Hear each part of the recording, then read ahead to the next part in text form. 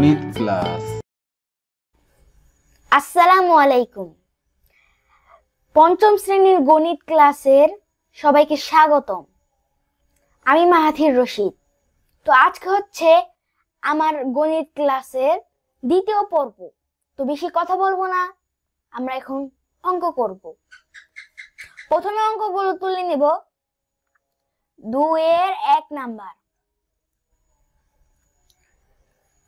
4 1 গুণ 2। 4 1 না বলে আমরা বলবো 4 ভাগের 1 4 ভাগের 1 ভাগ গুণ 2 সমান 4 1 গুণ 2। এখানে কাটাকাটি যায়, এই যে 1 2, এখানে কিন্তু কাটাকাটি করা যায়। কাটাকাটিটা এরকম, মানে আমরা জানি জোড় সংখ্যা হলে 2 দিয়ে তাকে কাটাকাটি করা যায়, মানে ভাগ করা যায়। তাহলে এই যে 2 রে 2 দিয়ে ভাগ করলে 1, আর 2 কে 4 দিয়ে ভাগ করলে 4 কে 2 দিয়ে ভাগ করলে 2। গুড। তো এভাবেই করতে হবে। তাহলে কি আছে? 2 আর এই যে 1। আর এখানে হচ্ছে, আচ্ছা আমি একটু বলি।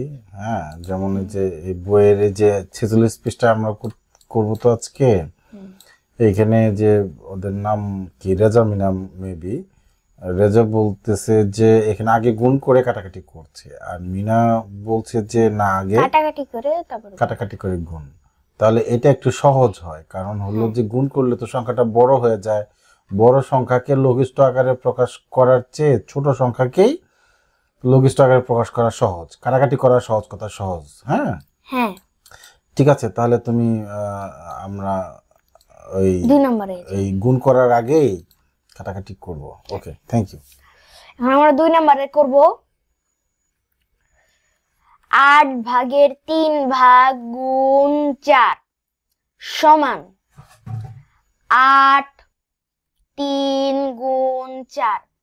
এখন এখানে একটা জিনিস, এই দুটাকে 2 দিয়ে ভাগ করা যায়। 4 কে 2 দিয়ে ভাগ করলে 2, আবার 8 কে 2 দিয়ে ভাগ করলে 4। আবার কাটাকাটি করা যায়। 2 কে 2 দিয়ে ভাগ করলে 1, আর 4 কে 2 দিয়ে ভাগ করলে 2। এখন এখানে কাটাকাটিটা না একটু বেশি বড় হয়ে গেছে, অনেক বেশি বড় হয়ে গেছে।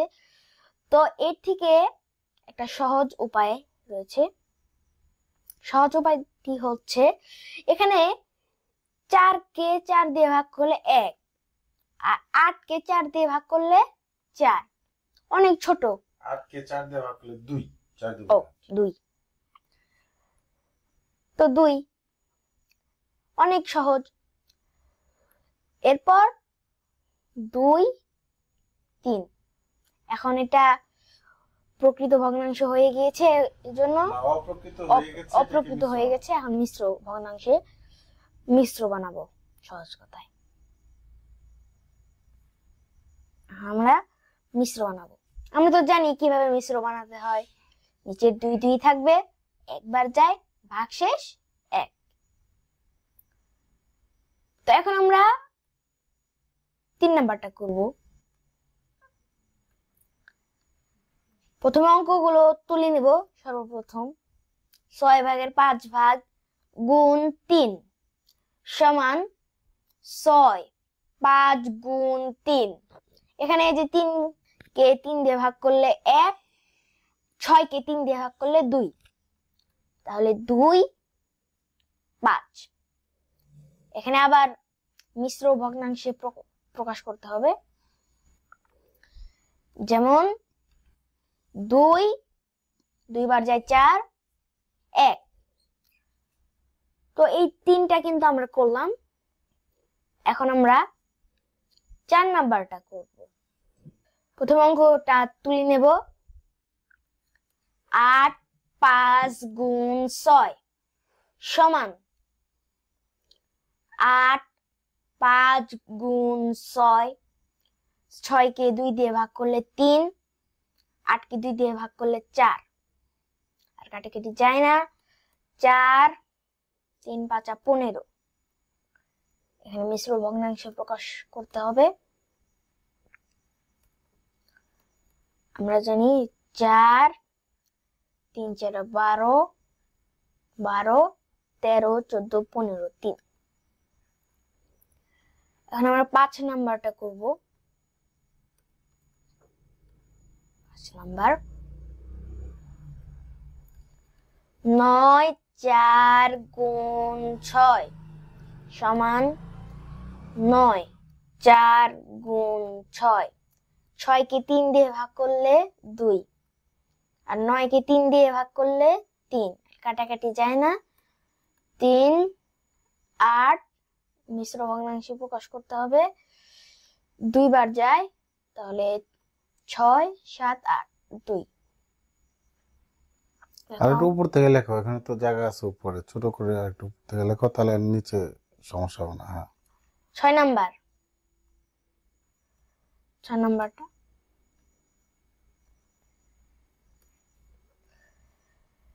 10 7 গুণ 8 সমান 10 7 গুণ 8। 8 কে 2 দিয়ে ভাগ করলে হবে 4, আর 10 কে 2 দিয়ে ভাগ করলে 5, আর কাটাকাটি যায় না। 5 28। এখন আমরা মিশ্র ভগ্নাংশে প্রকাশ করব। 5 5 5 25, 5 বার যায় 25 26 27 28 3। তো এখন আমরা 7 নাম্বারটা করব।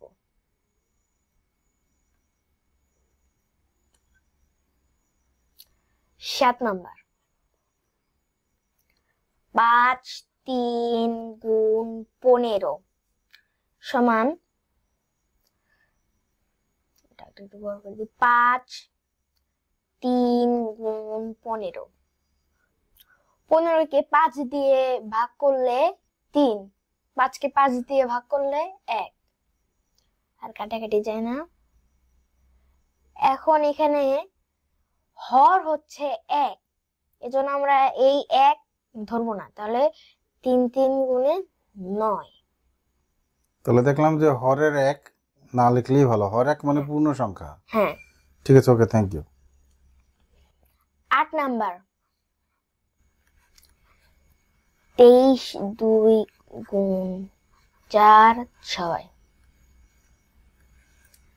23 2 গুণ 4 6। এখন এখানে অনেকেই বলবে এটা মনে হয় কাটাকুটি যায় না, এটা তো 3 বেজোড় সংখ্যা, কিন্তু তা না, এটা কিন্তু 2 দিয়ে গুণ করলেই এটা পাওয়া যায়, তাহলে 1 2। এখন 2 2 গুণে 4। এখন মানে কয়েকজনে মানে এই যে এই অঙ্কটা দেখে ভয় পেয়ে যাবে, কি রে 30 36 কত বড়, 36 না 46। 46 কত বড়, কিন্তু আসলে অনেক সহজ। তো এখন আমরা মানে 46 এর অর্ধেক যে 23, এটা যার মাথায় আসবে, বা 23 এর গুণ দ্বিগুণ হচ্ছে 46, সেই সহজে পারবে। হ্যাঁ, তো এখন আমরা দ্বিতীয় পেজে চলে যাব।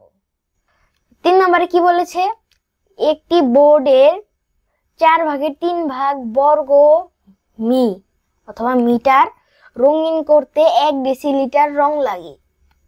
4 ডেসিলিটার রং দ্বারা কত বর্গ মি বা মিটার রং করা যাবে? এখন এটা কি লেখা যায়? এখানে লেখা যায় 1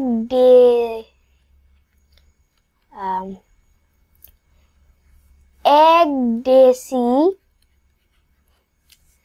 ছোট ছোট করে লেখো একটু। আমি সংক্ষেপে লিখি লি মানে লিটার, লিটার দিয়ে রঙিন করা যায় 4 ভাগের 3 ভাগ বর্গ মি।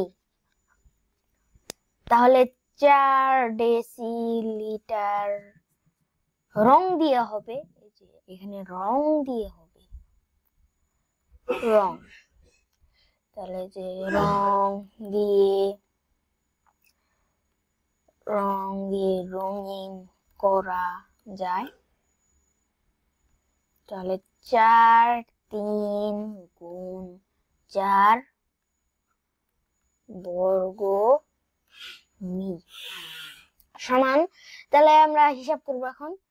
4 3 গুণ 4, 4 কে 4 দিয়ে কাটলে 1 1, তাহলে 3। আর এখানে আমাদের লিখতে হবে বর্গ মিটার, আমি সংক্ষেপে লিখছি বর্গ মি। উত্তর 3 বর্গ মি। হ্যাঁ, হয়ে গেল। আমরা এখন দ্বিতীয় পেজে যাব, পরের পেজে। তো এটাই শেষ, এই ভিডিওর এ পর্বে শেষ। 1 বাটি পায়েস তৈরি করতে 7/2 কিলোগ্রাম চিনি লাগে।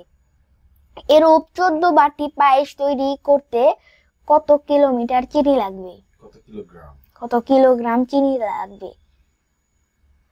মনে হয় দাওয়াত দিছে তাই পায়েস তৈরি করবে। তো দেখি আমরা তাদের পায়েস তৈরি করতে চিনি কিনতে সাহায্য করি। তো এখানে লিখবো 1 বাটি পায়েস তৈরি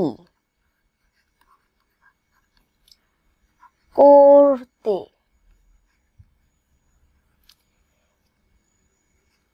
চিনি লাগে 7/2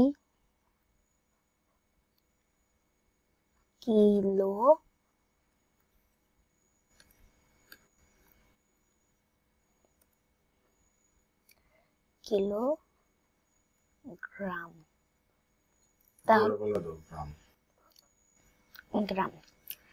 তাহলে 14 বাটি পায়েস তৈরি করতে চিনি লাগে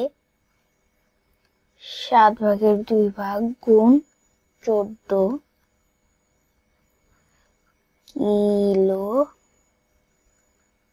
কিলোগ্রাম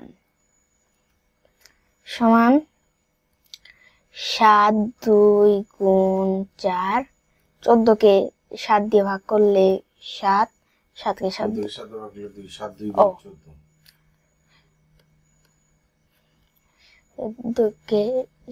কে 7 দিয়ে ভাগ করলে 2, 7 কে 7 দিয়ে ভাগ করলে 1, তাহলে 2 দুগুণে 4। 2 দুগুণে 4, তাহলে এখানে কিলোগ্রাম লিখে ফেলবো, কিলোগ্রাম। এখানেও লিখবো কিলোগ্রাম।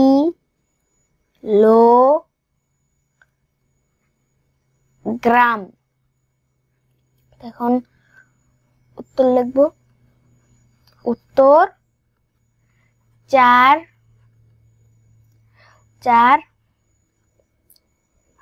কিলোগ্রাম।